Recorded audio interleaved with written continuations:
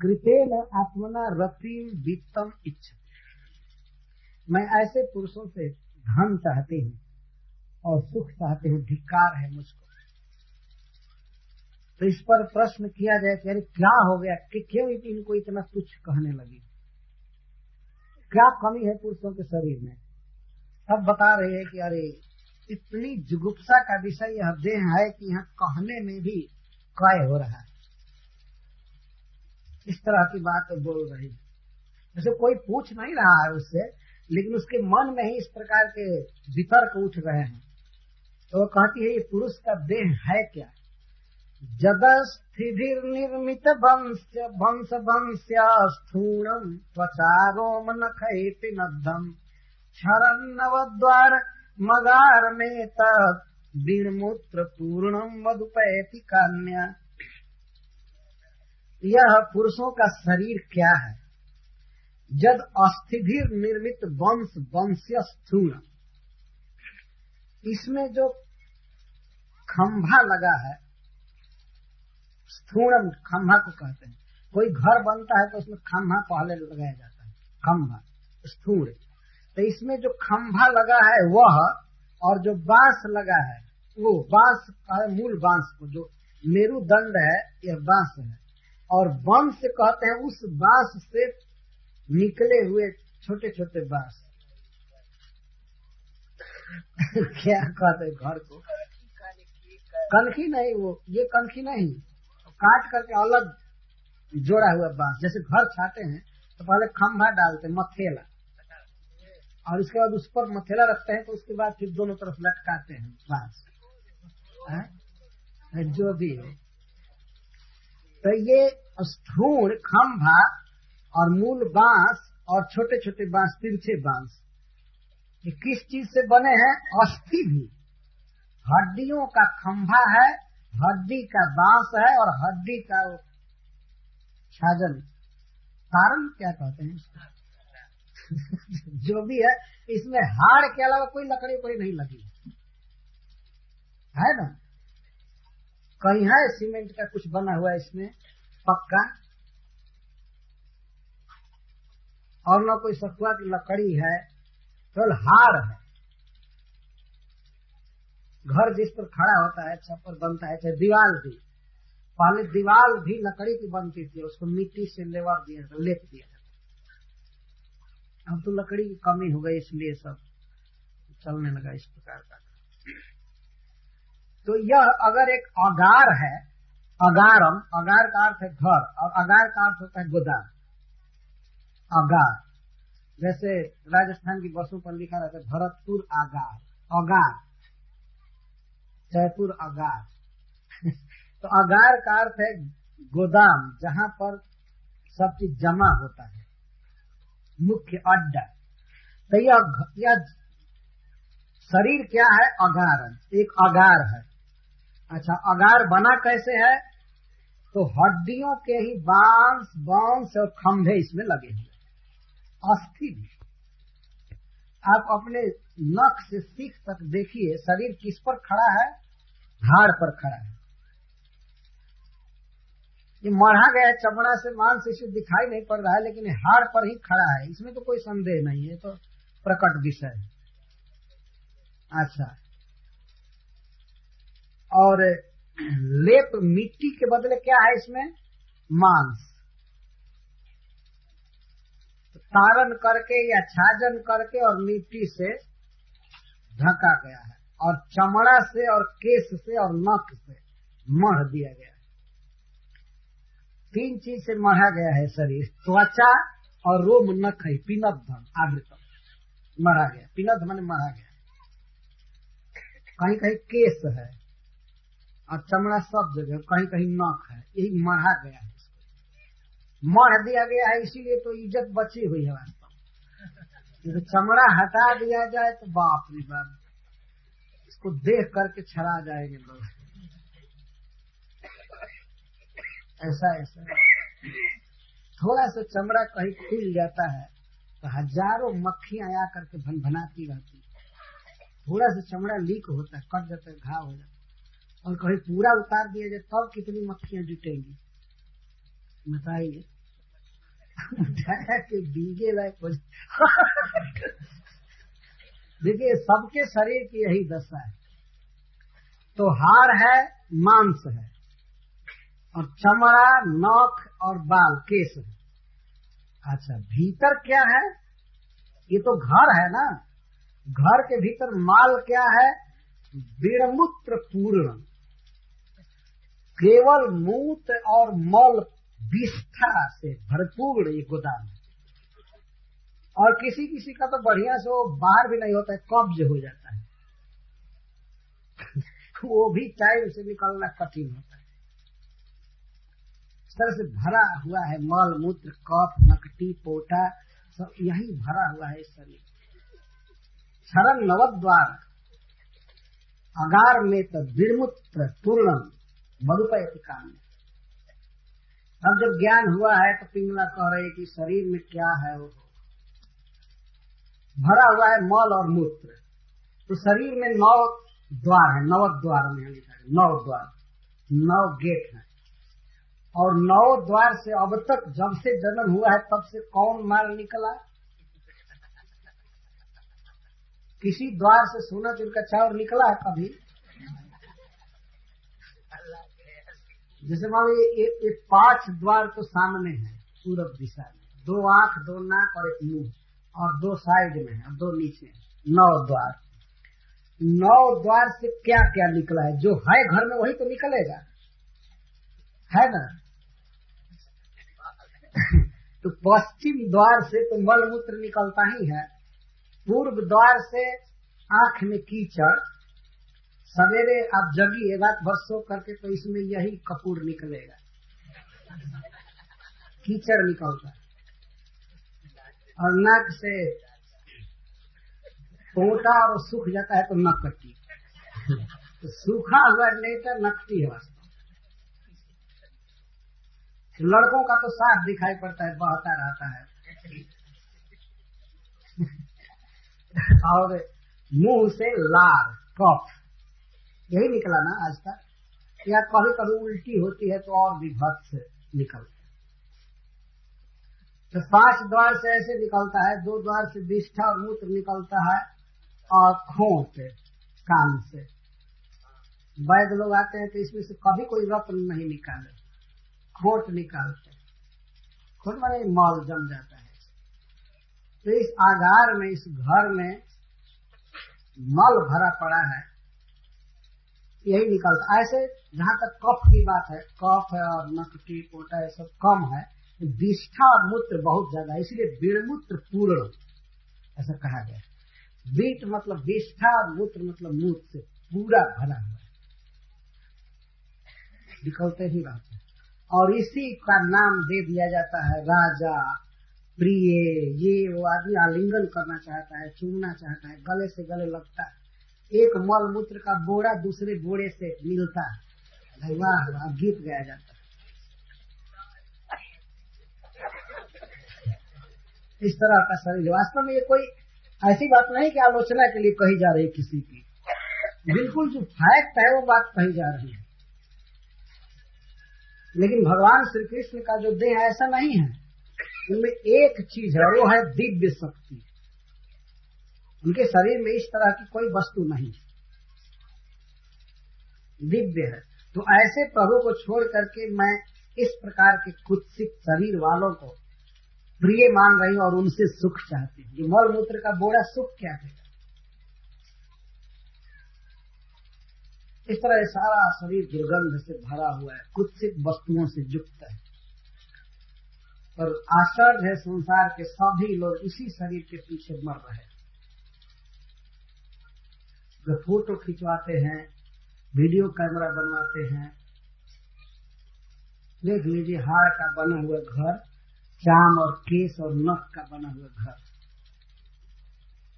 अगर नख को, केस को और चाम को अलग अलग करके कोई कहे कि ये ठीक वस्तु है तो आदमी छूने के बाद स्नान करेगा। ये केस जब तक सिर पर है तब तक ठीक है, और जब ही कटता है तभी उसको कहते बाहर फेंको बाहर। कोई नहीं कहता कि नहीं शरीर पर इतना दिन से था, इसको रहने दीजिए रसोई घर में, कोई नहीं कहता। किसी काम की चीज नहीं है, लेकिन जब तक सिर पर है तब तक जुल्फी लहर रही है। ये बहुत अच्छी चीज है।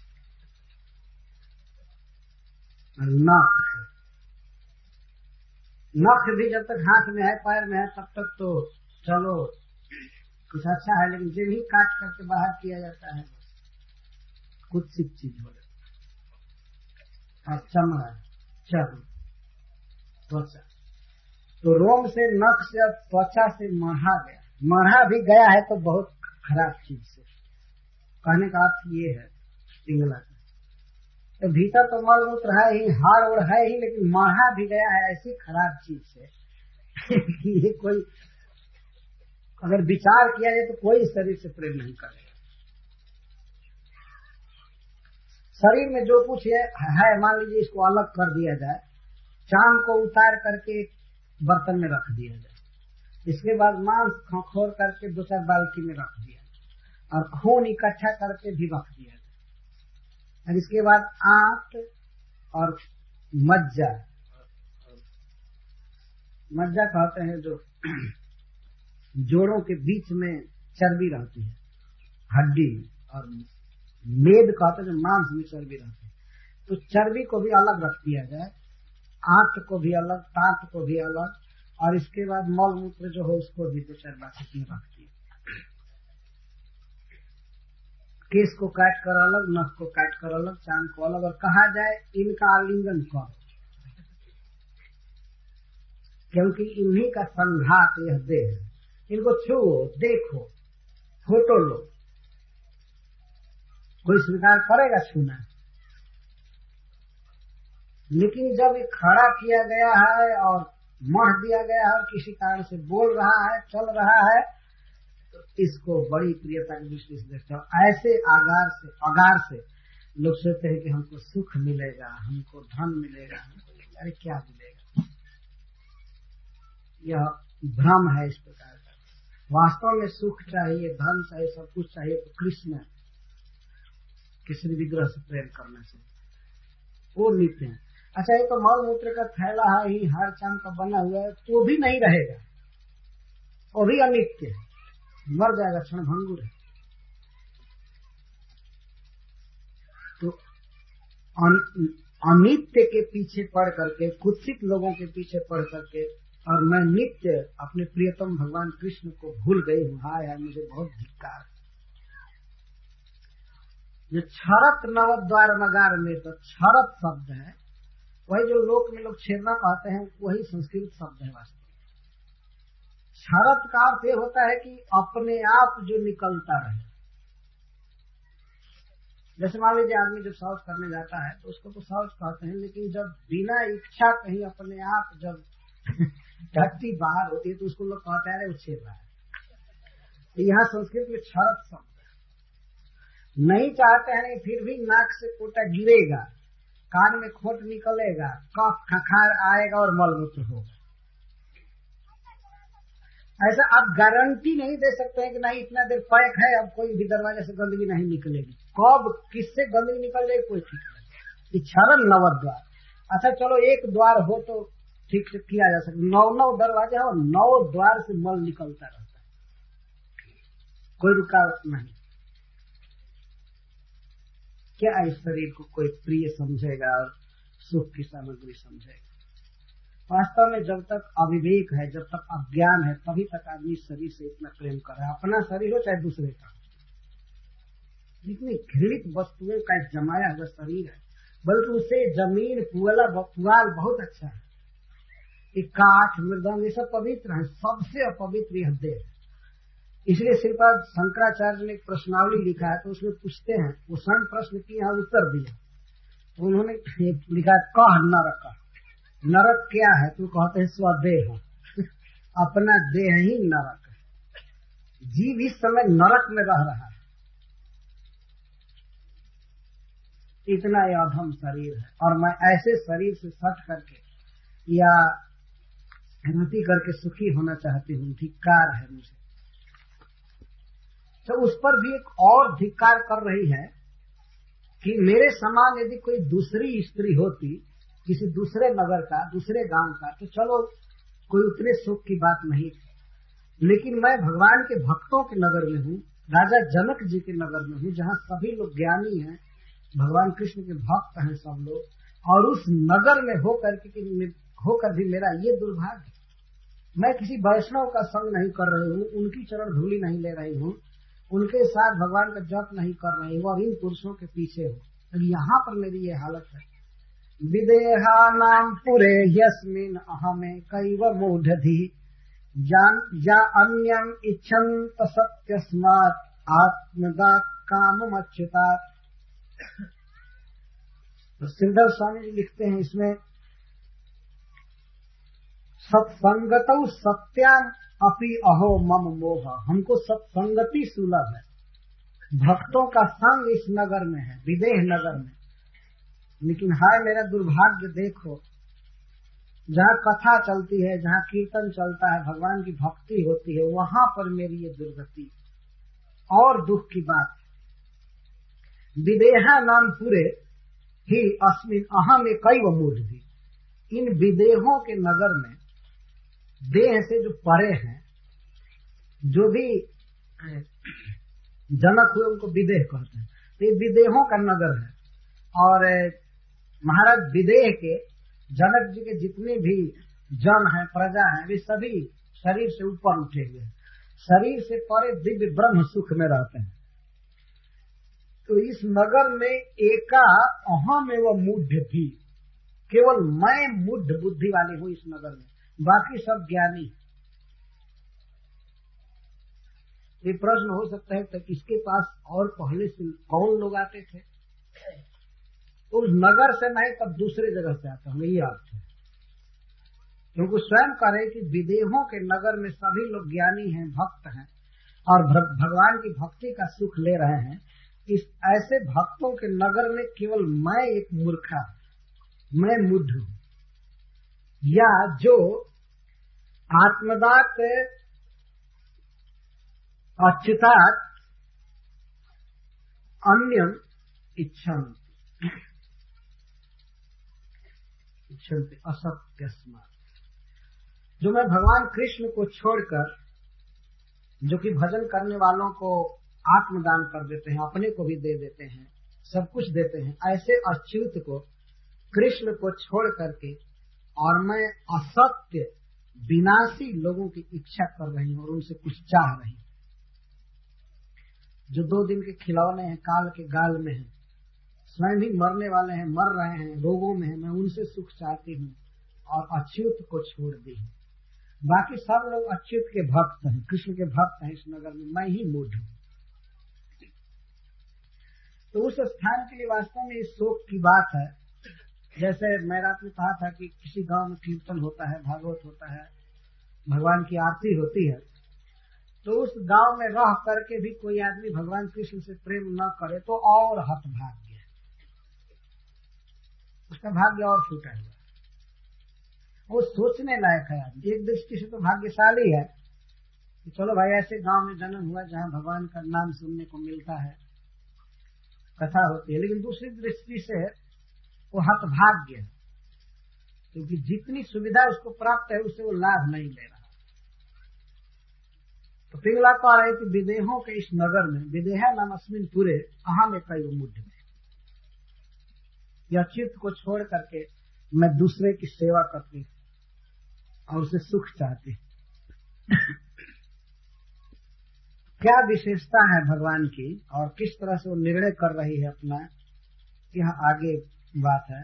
एवं निर्वीणा सती अतः परमेवम करिष्यामि त्याह सूर्य, तो मैं आगे ऐसा करूंगी। अब निर्णय कर रही है, अब तक अपने को धिक्कार करके, अपने को हतभाग मूढ़ कह करके, अब अपने जीवन का निर्णय बता रहे कि अब क्या करूंगी आज से। तो सुहित प्रेष्ठ तमो नाथ आत्मा चायम शरीरिणाम तम विक्रियात्म नैवा हम रमे अनेन जथा रमा। आज से मैं उस तरह से श्री कृष्ण के साथ रहूंगी, सुखी रहूंगी, जिस तरह से लक्ष्मी जी उनके साथ रहती है। एक बहुत बड़ा दृढ़ भाव उत्पन्न हुआ है अरे जैसे लक्ष्मी जी उनकी पत्नी बन करके रहती हैं, मैं ऐसे रहूंगी, मैं भी उसी तरह से रहूंगी। भगवान में सब कुछ शक्ति है, क्योंकि ये समस्त प्राणियों के सुहृद हैं, हितकारी हैं, समस्त प्राणियों के परम प्रियतम है, पृष्ठतम है, आनंदमय है, और सबके सब तरह से रक्षक, सब कुछ देने वाले हैं। इतना ही नहीं, वे हमारे विषय में सब कुछ जानते हैं, आत्मा है, सर्वज्ञ है, समस्त प्राणियों के, केवल लक्ष्मी जी के नहीं, सुहृदम सर्वभूतानां, सबके हैं। अतः मैं आज आत्मना एवं, मैं आज से इस आत्मा को, अपने देह को मैं कृष्ण को अर्पण करूंगी। जैसे आज तक मैं अपने देह को अर्पण कर देती थी इन दुष्टों के लिए, आज से मैं कृष्ण को यह देह अर्पण करूंगी, मतलब उनकी सेवा करूंगी, उनकी सेवा में दिन बिताऊंगी। और इस तरह से मैंने सुना है कि थोड़ी सेवा करने से कृष्ण अपने आप को दे देते हैं, तो मैं अपना देह दूंगी, उनके लिए गीत गाऊंगी, उनके लिए फूल की माला बनाऊंगी और कृष्ण के लिए भोजन पकाऊंगी। इस तरह अपने देह को दे करके मैं उनको खरीद लूंगी, विक्री।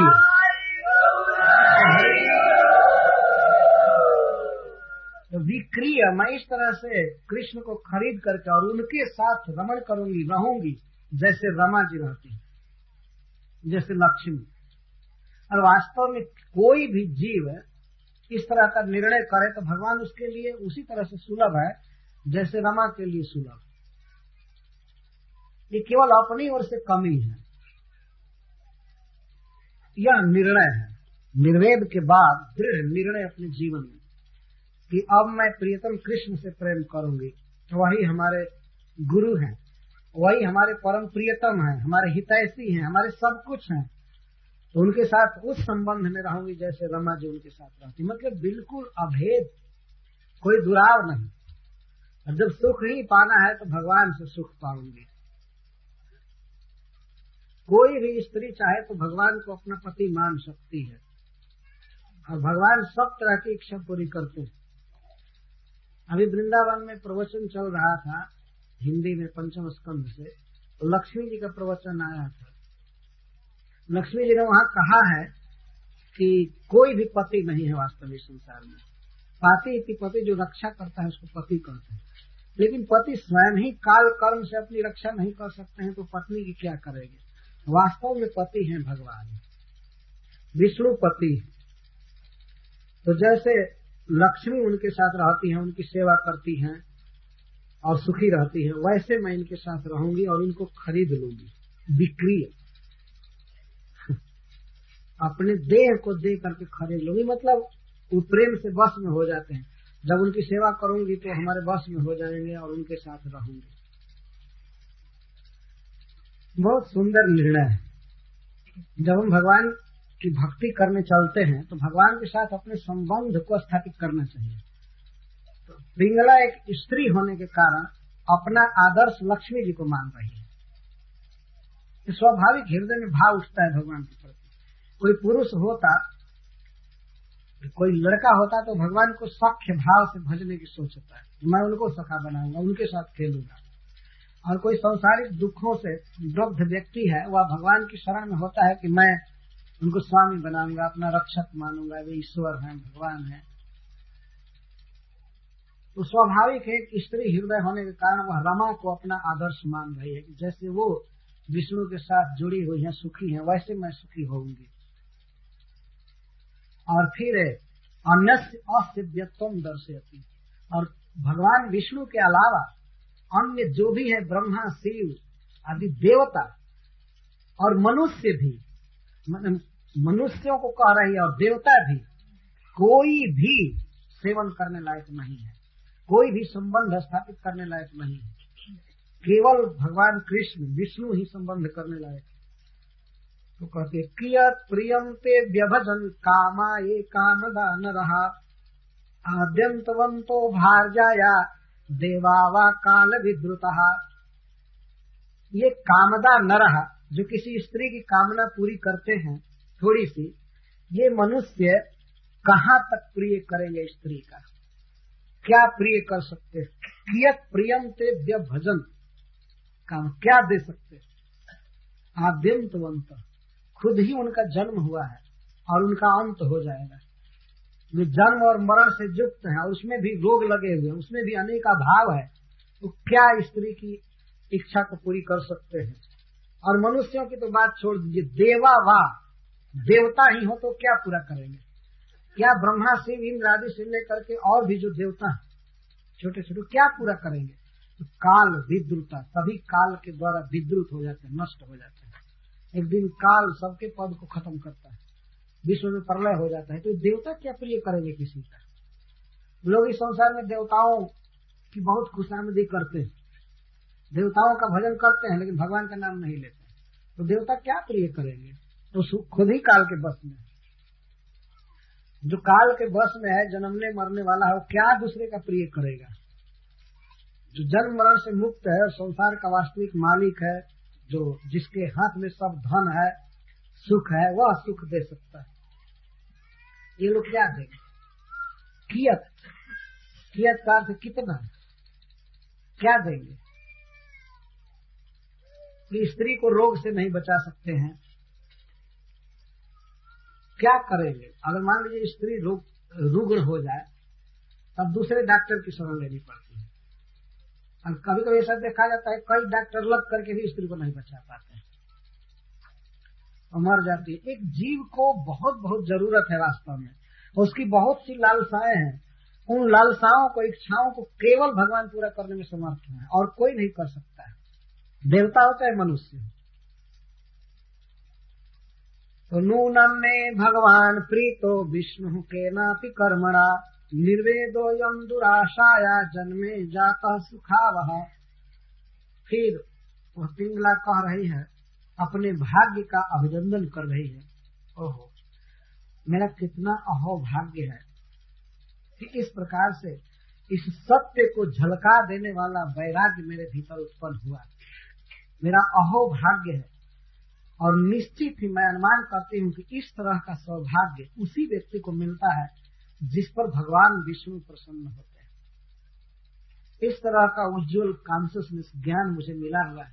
मैं आज कृष्ण को समझने लगी और जगत को तुच्छ समझ गई, तो निश्चित ही भगवत कृपा का यह सूचक, भगवान किसी कर्म से मुझ पर प्रसन्न है। निश्चित भगवान कैसे प्रसन्न है, कैसे अनुमान करती हो? तो अपनी स्थिति से अनुमान करती है कि निश्चित भगवान मुझ पर प्रसन्न है। तो भगवान ऐसे ही प्रसन्न हो गए क्या? तो कहते नहीं, केनापि कर्मणा, केन कर्मणापि, अवश्य मेरे द्वारा कोई बहुत बड़ा कर्म हुआ होगा, किसी वैष्णव की मैंने सेवा की होगी, किसी की कभी न कभी, इसीलिए भगवान मुझ पर प्रसन्न है।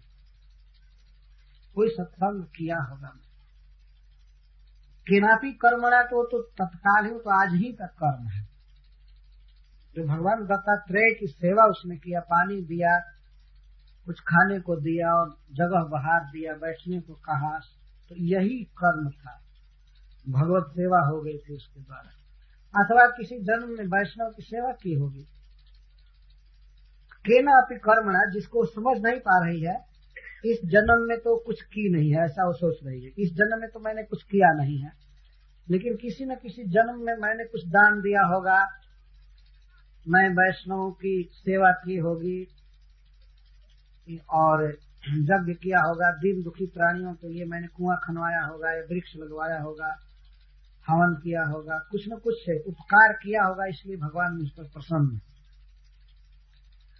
केनापि कर्मणा, यह कह करके उस कर्म की विस्मृति सूचित हो रही है, याद नहीं है। तो कैसे भगवत प्रसाद का अनुमान कर रही हो कि भगवान प्रीत हैं? निर्वेदो यम दुरासाया जन्मे जाता सुखावह। हमारे हृदय में जो ये निर्वेद उत्पन्न हुआ है और जिसे मुझे इतना सुख प्राप्त हो रहा है, भगवान में मेरा मन प्रविष्ट हो गया, जबकि मैं दुराशा थी, मेरे मन में दूषित आशा लगी हुई थी कि ये धन देने वाले पुरुषों से धन लूंगी, उनके साथ रति करूंगी, ये हमको पैसा देंगे, पैसे की जो लालसा थी, ये दुराशा, दूषित आशा। तो इस तरह से दूषित आशा थी मेरे मन में, और मुझमें अकस्मात जो ये निर्वेद उत्पन्न हुआ, अयम निर्वेद, यह मुझे बहुत सुख दे रहा है, तो निश्चित ही अकस्मात भगवान की प्रसन्नता के कारण है। पिंगला इस बात को जानती है कि किसी के हृदय में कोई चेतना का जो बदलाव होता है वो परमात्मा के रूप में हृदय में बैठे हुए भगवान करते हैं। तो वे विष्णु भगवान जो सबके हृदय में हैं, अवश्य हमारे किसी कर्म से प्रसन्न हुए और इसीलिए हमारे हृदय में इस तरह का विचार दिए। मत्तः स्मृति ज्ञानमपोहनम। सबके हृदय में भगवान है और भगवान हमारे कर्मों के अनुसार मति देते हैं, हमें बुद्धि देते हैं। तो हम यदि साधु संत की, गौ ब्राह्मण की या दीन दुखी की सेवा करते हैं, किसी को सहारा देते हैं, तो भगवान उस कर्म से प्रसन्न होते हैं। तो ये कार्य निश्चित ही भगवान मुझ पर प्रसन्न है। नूनम मतलब निश्चितम, इसमें संदेह नहीं है। इसी से तो आज मुझे अकस्मात ज्ञान प्राप्त हुआ। यदि भगवान हृदय में ज्ञान न उदित करे तो अपने प्रयास से ज्ञान नहीं हो सकता है। न उदित करे तो अपने प्रयास से ज्ञान नहीं हो सकता है। ये समझ लीजिए, कभी भगवान के भजन की लालसा मन में जग रही है तो निश्चित है कि भगवान प्रसन्न है। जही पर कृपा कर रही जिए जाने, जिस पर कृपा करते हैं उसका मन अपने में लगा लेते हैं। लेकिन वे प्रसन्न होते हैं उस व्यक्ति के किसी कर्म से, नहीं तो भगवान में पक्षपात का दोष आ जाएगा। वह कुछ करता है, भक्ति भजन या दान धर्म सेवा, दूसरे का उपकार, तब भगवान प्रसन्न होते हैं और ऐसी मति देते हैं। तो निश्चित ही भगवान मुझ पर प्रसन्न हुए हैं। तो मैवम श्री मंद भाग्य आया और फिर कह रहे हैं कि अगर इस समय तो तुमको, मान लीजिए कोई पूछे कि धन तो मिला नहीं तुमको, जिस धन की लालसा में थी तो धन नहीं मिला, तो ननु धना प्राप्त कृष्णा से धन नहीं मिला तो दुख में हो। ये कैसे कह रही हो कि हमको बहुत बड़ा सुख है और विष्णु प्रसन्न है? तो कहती है कि देखिए, ऐसी बात नहीं है कि मैं मंद भाग्य हूँ। अगर मैं मंद भाग्य वाली होती तो इस प्रकार का क्लेश हमको नहीं मिलता। जो धन नहीं मिला आज हमें, जो कोई भी व्यक्ति नहीं आया मेरे पास, जो धन नहीं मिला, ये बहुत अच्छा हुआ। धन नहीं प्राप्त होने के कारण मैं बहुत दुखी हो गई, तो निर्वेद का कारण बन गया क्लेश। अगर ये दुख नहीं हुआ होता तो आज मैं मान लेती कि हतभाग्य हूँ, ये भी नहीं मानती। अगर कोई पुरुष आया होता, मेरे साथ भोग किया होता, पैसा दिया होता, तो आज मुझे ये ज्ञान नहीं हुआ होता। तो निश्चित ही भगवान ने ऐसा कर्म किया कि उन पुरुषों के हृदय में बैठकर परमात्मा के रूप में उन्हें आने नहीं दिए और हमारे हृदय में इस तरह का वो वैराग्य दिए। तो वास्तव में हम पर प्रसन्न है। मैं परम भाग्यवती हूँ।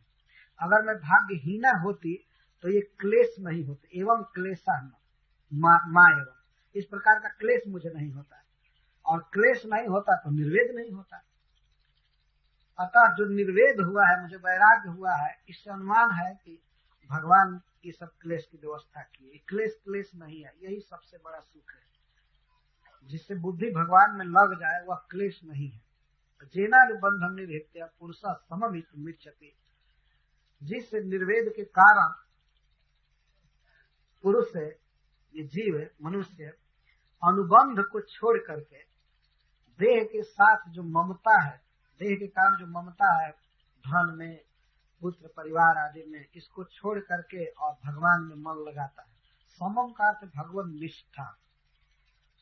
अगर दुख न हो और दुख के कारण वैराग्य न हो तो भगवान में मन नहीं लगेगा।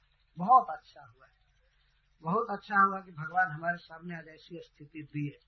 इसलिए तेना उपकृतमादाय शिरसा ग्राम संगतः त्यक्त्वा दुरासा शरणं व्रजामि तमधीश्वरम्। अतस्तेन श्री विष्णुना उपकृतम कृतम उपकारम निर्वेद लक्षण। तो आज मैं भगवान के किए हुए उपकार को, श्री विष्णु के किए हुए इस उपकार को, निर्वेद लक्षण उपकार को शिरसा याद आया, अपने सिर पर रख करके स्वीकार करती हूँ। और आज से मैं ग्राम्य संगता, विषयी मनुष्यों से मिलने वाली आशाओं को, दुराशाओं को त्याग करके उन्हीं की शरण में आज से हूँ। अब मैं किसी से आशा नहीं करूंगी, कभी भी किसी से कोई कामना नहीं करूंगी। भगवान के इस कृपा प्रसाद को मैं आज सिर से धारण कर रही हूँ। यह संपत्ति मुझे मिली, ये कृष्ण कॉन्शियसनेस मुझे मिला, कृष्णमती हूँ, और वे अधीश्वर हैं, स्वामी है, हमारा पालन करेंगे। मैं उनके शरण में आज से ब्रजामी जा रही हूँ। अब किसी की आशा नहीं रखूंगी, किसी से नहीं मिलूंगी, और भगवान की शरण में मैं आज से हूँ। और वही हमारे पति हैं, हमारे सब कुछ है। वो तो जगत के पति हैं, सबका पालन करते हैं, तो हमारा भी करेंगे। अब मैं किसी की आशा नहीं रखूंगी। तेना उपकृतम शीर्षा आदाय, बड़ा सुंदर शब्द है। भगवान के किए हुए उपकार को मैं स्वीकार करूंगी। सिर से आदाय मैंने सिर से लेकर, अर्थात आदर के साथ अपना अहोभाग्य मानते हुए मैं इसको स्वीकार करूंगी, और आज से उनकी शरण में हूँ। मतलब आज से भगवत भक्ति के अलावा मैं और कुछ भी नहीं करूंगी। कथम ब्रज, कैसे शरण में रहोगी भगवान के, कैसे शरण में जाओगी, तो उसी को कह रही है। संतुष्टा श्रद्धा धत्ते तथा लाभे न जीवती विहरामौ नैवाहम आत्मन रमणेन वै। आज से जथा लाभेन संतुष्टा, मुझे बिना पाप किए, एतत् मतलब भगवान के इस उपकार में श्रद्धा करूंगी। भगवान ने जो मुझे यह मति दिया है, भगवान ने मेरा जो उपकार किया है, मैं सदा इसमें विश्वास रखूंगी। भगवान से प्रेम करूंगी, ये अर्थ है इस बात में कि भगवान शरण में आए हुए का पालन करते हैं, रक्षा करते हैं, और वही हमारे प्रियतम है। इस बात में मैं हमेशा श्रद्धा रखूंगी, विश्वास करूंगी। भगवान कृपालु है, कृपा किए है। और अमुना सह विहरामि, और इनके साथ मैं विहार करूंगी, इनके साथ रहूंगी। वो अपने घर में रखे हुए चित्र चाहे मूर्ति को देखकर करेगा, और इन्हीं के साथ जीवन बीतेगा।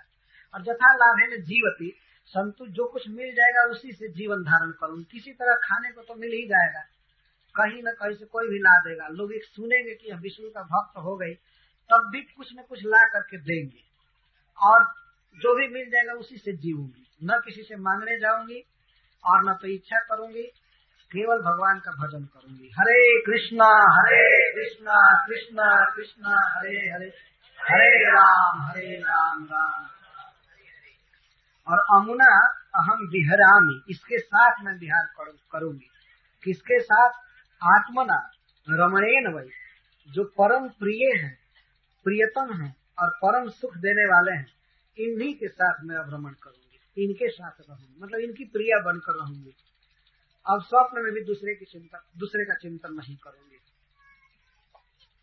संसार कूपे पतितं विषय मुसिते क्षणम ग्रस्तम कालाहीनात्मानं पुण्यस्त्रातुमधीश्वरः। तर्हि किम आत्मत्राणेन ननु ब्रह्मादि हित्वा अमुना एवं कोयम नियम। अगर यह पूछा जाए कि तुम ब्रह्मा शिव आदि के फेर में न पड़ करके केवल भगवान विष्णु के ही शरण में क्यों हो, ये कौन सा तुम्हारा हक है कि विष्णु के ही शरण में रहूंगी? तब इस पर कहती है, संसार कूप में गिरे हुए जीव को विषयों से जिसकी आंखें नष्ट हो गई है, जिसका विवेक नष्ट हो गया है, और जो काल रूपी सर्प से ग्रस्त है, उसकी रक्षा करने में कृष्ण के अलावा कौन समर्थ है? कोई नहीं समर्थ। इसलिए मैं और किसी की शरण नहीं लूंगी। को अन्य प्रातुम ईश्वर, कौन अन्य व्यक्ति है जो इस तरह के जीव की रक्षा करने में समर्थ है? क्या दशा है जीव की, देखिए। एक तो संसार कूपे पतितम, संसार रूपी कुआं में गिर गया, मतलब जन्म मरण रोग दुख आदि में गिर गया, तो संसार कूप में पतन कर। सब लोग जन्म मरण में फंस चुके हैं, गिर गए। यह संसार जन्म मरण एक भयावह कुआं के समान है। अच्छा, उस कुआं में गिर करके विषय ही जो रूप रस गंध आदि विषय हैं, इनको भोगने की लालसा से उसका विवेक नष्ट हो गया है। मुसित इच्छा, जिसकी आंखें चुरा ली गई। इच्छा मन देखना, विचार करना, विचार लुप्त हो गया है। एक तो इस संसार कुआं में गिरा है और उस पर से विवेक नष्ट हो गया है, और काल रूपी अजगर ने इसको ग्रस्त लिया है। ग्रस्तम कालाहीना, कोई कुआं में भी गिरा है, अंधा भी हो गया है और ऊपर से सांप ग्रस लिया है, तो कैसे निकल सकता है? तो ऐसे व्यक्ति को त्रातुम अन्य कह अधीश्वर, विष्णु के अलावा कौन समर्थ है, कौन समर्थ है ऐसे जीव का उद्धार करने में? मामेव ये प्रपद्यन्ते माया में ताम तरन्ति। भगवान ने गीता में कहा जो मेरी शरण लेगा वही तर सकता है, किसी देवता देवी की शरण लेने से कोई माया को पार नहीं कर सकता है। तो पिंगला कह रहे कि विष्णु के अलावा कौन पार कर सकता है कि उसकी शरण ली जाए, इसलिए मैं तो कृष्ण का ही भजन करूंगी। अच्छा, इस पर एक प्रश्न होता है कि तर्हि किम आत्म त्राण उपाधिना कम भजिष्यसि, तो तुम्हारी रक्षा करेंगे, जन्म मरण से बचाएंगे, पालन करेंगे, इसलिए भजन करोगे विष्णु का? तो बोले नहीं नहीं, जहां तक प्राण की बात है, संसार से रक्षा की बात है, वो तो मैं अपने से कर लूंगी। मैं भगवान कृष्ण का प्रेम से भजन करना चाहती हूँ। उसने उदाहरण भी दिया जैसे रमा, मैं कृष्ण की सेवा करनी चाहती हूँ, उनसे प्रेम करना चाहती हूँ, इसलिए मैं प्रेम नहीं कर रही हूँ कि मेरी रक्षा करेंगे। लेकिन कितना शुद्ध विचार उत्पन्न हो रहा है। तो करे आत्मैव ह्यात्मनो गोप्ता निर्विद्येत जताखिलात् अप्रमत्तैदं पश्येत् ग्रस्तम कालाहीना जगत। जो व्यक्ति अब सावधान हो चुका है, अप्रमत्त, और अप्रमत्त होकर के जो अब समझने लगा है कि यह जगत पूरा काल के द्वारा ग्रस्त है, काल रूपी अजगर से ग्रस्त है, जो देख रहा है व्यक्ति, तो ऐसे व्यक्ति को निर्वेद हो जाता है, संसार से वैराग्य हो जाता है। तो जिसको वैराग्य हो चुका है, जदा अखिलात निर्विद्येत, संसार के समस्त भोगों से जब विरक्त हो चुका है और सावधान हो चुका है, भगवान की भक्ति में लगा हुआ है और देख रहा है कि सारे संसार के लोग काल रूपी सर्प से ग्रस्त हैं, तो ऐसा व्यक्ति आत्मा एवं आत्मनुगुप्ता, वो अपने से ही अपनी रक्षा कर लेता है। इसके लिए मैं कृष्ण से प्रार्थना नहीं करती हूँ कि हमको जन्म मरण से बचाइए, हमारा पालन पोषण कीजिए, ये तो मैं स्वयं कर लूंगी, यह अर्थ है, क्योंकि मुझे वैराग्य हो चुका है। आत्मैव ह्यात्मनो गुप्ता, गुप्ता मैंने रक्षक, पालक, वह व्यक्ति अपने से अपना पालन कर सकता है, अपने को संसार बंधन से छुड़ा लेगा, जो सभी वस्तुओं से विरक्त हो चुका है और जो समझ सकता है कि वास्तव में संसार के सभी जीव काल से ग्रस्त हैं, आज हैं कल नहीं रहेंगे, और काल उन्हें सुख देता है, दुख देता है, मारता है, जन्माता है, रोग आदि देता है। तो वह व्यक्ति जरूर काल से पार होना चाहेगा। जब इस प्रकार का विजन, इस प्रकार की दृष्टि उसको होती है, तब निर्वेद को प्राप्त होता है। कैसे? अखिलात, अखिल का अर्थ ब्रह्मलोक के भोग से लेकर के नरक पर्यंत, नहीं, नरक से लेकर के ब्रह्मलोक पर्यंत सब जगह के भोगों से विरक्त हो जाता है, किसी वस्तु की उसे लालसा नहीं होती है। और इस प्रकार की चेतना जिस मनुष्य की हो गई, वह तो अपने से अपना पालन कर लेगा। तो मैं भगवान से इसके लिए प्रेम नहीं कर रही हूँ या करूंगी कि वे हमारा पालन करें, हमारे स्वरूप है, वो हमारे प्रियतम है, प्रभु हैं, उनकी सेवा करना हमारा स्वरूप है, इसलिए मैं उनकी सेवा करूंगी। बहुत उत्कृष्ट भाव है। तो इतनी बात कह करके, पिंगला की इस बात को कह करके अब अवधूत भगवान दत्तात्रेय उपसंहार कर रहे हैं, जो शिक्षा मिली है उसके बारे में कह रहे हैं। ब्राह्मण उवाच एवं व्यवसितमति दुरासाम कांततस्तजाम छित्तोपसममास्थाय सज्जाम उपविवेशसा। इस प्रकार का निर्णय जिसके मति में हो गया था, इति व्यवसित मति, मति में, अपनी बुद्धि में ऐसा निर्णय हो गया भगवान की भक्ति का और संसार के भोगों से वैराग्य हो गया, तो उस समय छित्वा, कट गई उसकी आशा, दुराशा कट गई, मतलब लोगों से जो धन प्राप्त करना, सुख भोगना जो आशा, कांत तरसजाम, जिनको प्रिय मानती थी, अपने साथ रति करने वाले लोगों को मानती थी और उनसे मिल करके उनसे पैसा लेने की जो तृष्णा थी, लालसा थी, वह खत्म हो गई, पूरी पूरी खत्म हो गई। और वह उपशमम आस्थाय, वह कृष्ण निष्ठ हो गई, ब्रह्मनिष्ठ हो गई। भगवान के रूप गुण में मन बिल्कुल रम गया और तब वह सज्जा पर बैठ गई। अब उसने चालू किया हरे कृष्णा कृष्णा कृष्णा हरे हरे, हरे राम और वास्तव में उसके परम प्रियतम परम प्रभु तो उसके आंगन में आ चुके हैं। ये भगवान की उपस्थिति का सहज प्रभाव था और भगवान सब देख रहे थे कि किस तरह से बोल रही है और किस तरह बैठी। तो भगवान ने पिंगला के इतिहास को कह करके अब शिक्षा क्या मिलती है उससे ये बता रहे हैं। आशा ही परमं दुखम नैराश्यम परमं सुखम जथा संचिद्य कांतासाम सुखम सुस्वाप पिंगला। इस संसार में किसी वस्तु की इच्छा करना, लालसा करना ही सबसे बड़ा दुख है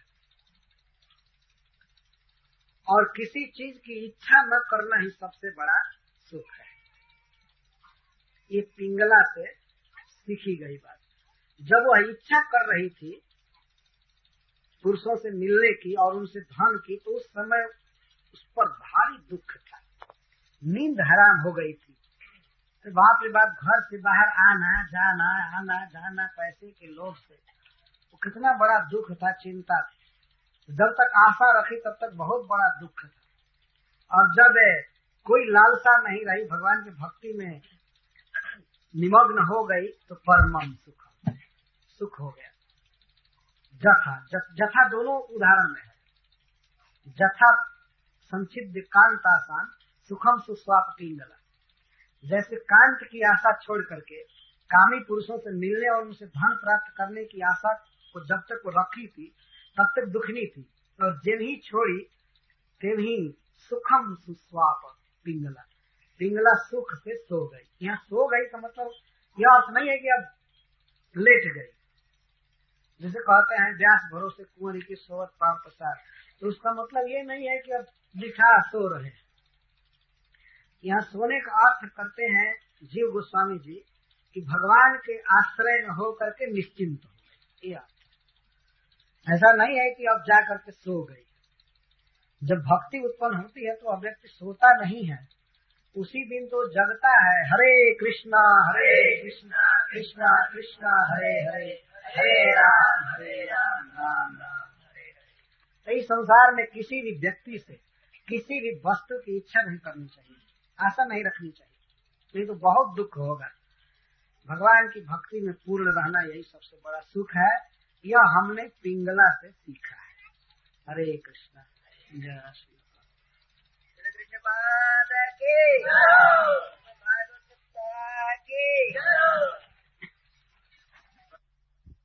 ओम नमो भगवते वासुदेवाय।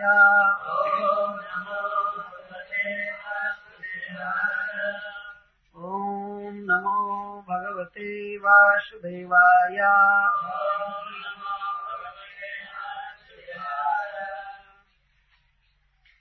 ब्राह्मणवाच परिग्रहो हि दुःखाय यद्यद् प्रियतमं नृणाम् अनन्तं सुखमाप्नोति तद्विद्वान् यस्त्वकिञ्चनः। तद्विद्वान् यस्त्वकिञ्चनः।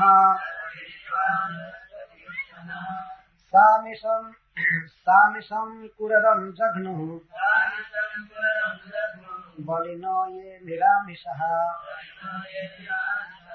तदामिषं परित्यज्य स सुखं समविन्दत। न मे मानावमानौस्तो न चिन्ता गेह पुत्रिणाम्। आत्मक्रीडा आत्मरतिः विचरामिह बालवत्। द्वावेव चिन्तया मुक्तौ परमानन्दयाप्लुतौ। यो विमुग्धो जडो बालो यो गुणेभ्यः परं गतः क्वचित् कुमारी त्वात्मानं वृणानां गृहमागतान् स्वयं तान् अर्हयामास क्वापि जातेषु बन्धुषु तेषामभ्यवहारार्थं शालिनि रहसि पार्थिव अवघ्नन्त्यः प्रकोष्ठस्थः चक्रुः शङ्खः स्वनमः सा तज्जुगुप्सितं मत्वा महती व्रीडिता ततः बभञ्जैकैकशः शङ्खान् द्वौ द्वौ पाण्योरशेषयात् उभयोरप्यभूद्घोषो विलघ्नन्त्यास्म शङ्खयोः तत्राप्येकं निर्भिदात् कस्मान्नाभवद्ध्वनिः अन्वशिक्षामिमं तस्याः उपदेशामरिन्दम लोकाननुसरन् एतान् लोकतत्त्वविदित्सया वासे बहूनां कलहो भवेद्वार्ता द्वयोरपि एक एव चरेत् तस्मात् कुमार्या इव कंकणम् मन एकत्र संयुज्यात् जितश्वासो जिताशनः वैराग्याभ्यासयोगेन ध्रियमाणमतन्वितः यस्मिन् मनोलब्धपदं जदेत शनैः शनैर्मुञ्चति कर्मरेणुः सत्त्वेन वृद्धेन रजस्तमश्च विधूय निर्वाणोपैत्य निन्धनम् तदैवमात्मन्यवरुद्ध चित्तो न वेद किञ्चित् बहिरन्तरं वा जथे सुकारो नृपतिं व्रजन्तम् ईशौ गतात्मा न ददर्श पार्श्वे एकचार्जनिकेतः स्यात् अप्रमत्तो गुहाशयः अलक्ष्यमाणयाचारैः मुनिरेकोल्पभाषणः गृहारम्भोऽपि दुःखाय विफलश्चाध्रुवात्मनः सर्पः प्रकृतं विस्म प्रविश्य सुखमेधते।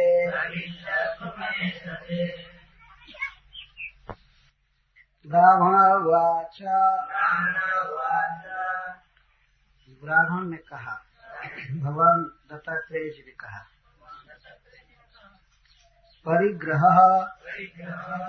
संग्रह ही निश्चित दुखाय दुख का कारण होता है। जद जद जो जो प्रियतमम अति प्रिय धन वस्त्रादि नृणाम मनुष्यों का, अनंतम बहुत, सुखम सुख, आपनोति प्राप्त करता है। तब विद्वान जो यह जानता है कि परिग्रह दुख का कारण है और त्याग सुख का कारण, यह जो तो निश्चित अकिंचन अपरिग्रही होता है, न तो दरिद्र। 9 में कुरुरादिभ्यो देहतश्चोपशिक्षितम् श्रुत्वा जदुः कृतार्थो भूत् इति कृष्णेन वर्णितम्। अब आज से 9वां अध्याय प्रारंभ हो रहा है। तो इस 9वें अध्याय में कुरर से लेकर अपने देह तक 8 गुरुओं की कथा है। वैसे 25 गुरु जोड़े जाएंगे तो देह भी एक अपना गुरु है, लेकिन 24 में से कुरर से लेकर भृंगी पर्यंत सुपेशकृत तक 7 गुरुओं की कथा है। और 25वां गुरु दत्तात्रेय जी का देह है। तो इन 25 गुरुओं से सीखी हुई बात को सुनकर जदु महाराज अपने को परम धन्य माने, जीवन में जो कृत था उसको ऐसा महसूस कि पूरा हो गया। इस प्रकार भगवान कृष्ण ने वर्णन किया है उद्धव जी के प्रति। तब यहाँ से प्रारंभ कर रहे हैं। कुररात शिक्षितम आह। कुरर नाम का एक पक्षी होता है। तो एक बार एक कुरर अपने चोंच में मांस लेकर उड़ा, कहीं से उसे मांस मिल गया, चोंच में लेकर उड़ा। तब तक बलवान पक्षियों ने देख लिया, जैसे गीध या चील है, बाज, इन लोगों ने देख लिया कि कुरर चोंच में मांस लेकर के उड़ा है। तो वे लोग टूट पड़े उस पर, मारने लगे, छीनने के लिए, मांस छीनने के लिए। इधर उधर भागता था वो पक्षी, तो उसको मारने लगे सब, चोंच से, पाख से। और वो समझ गया कि वो मांस में लिया हूं इसलिए लोग मार रहे हैं, इसलिए मांस गिरा दिया। मांस छोड़ दिया तो अब कोई उसको नहीं मारता था। उसके बाद दूसरा कोई पक्षी लेकर के मांस चला तो उसको लोग मारने लगे, दूसरे पक्षी छीनने लगे, मारने लगे। वो छोड़ दिया तो तीसरा लिया तो उसको मारने लगे। ये भगवान दत्तात्रेय जी इस दृश्य को देख रहे थे, तो उन्होंने कुरर से यह शिक्षा लिया कि परिग्रहो ही दुख, संग्रह करना दुख का कारण है। जब उस पक्षी के पास मांस का टुकड़ा था तो उसको सब मार रहे थे, और छोड़ दिया तो कोई नहीं मार। तो हे राजन, नृणाम मनुष्यों का जज्जद प्रियतमम परिग्रह है।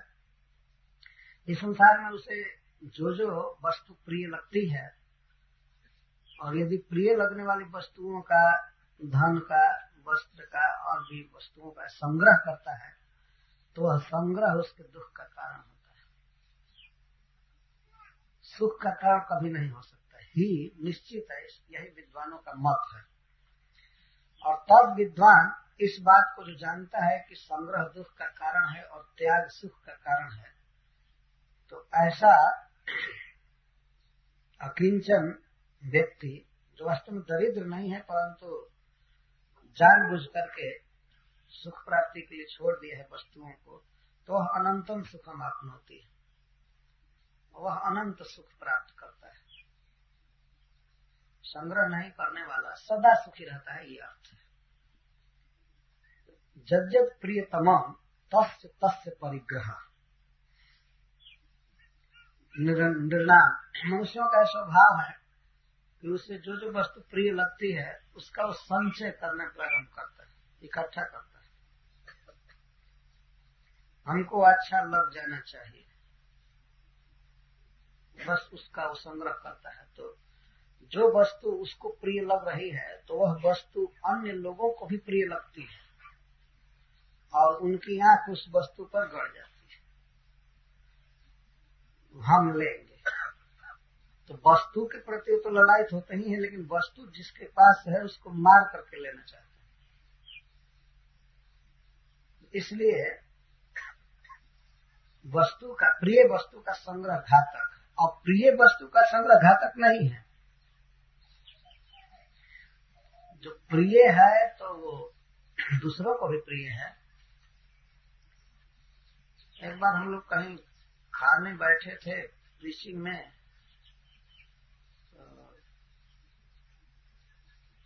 एक भक्त थे,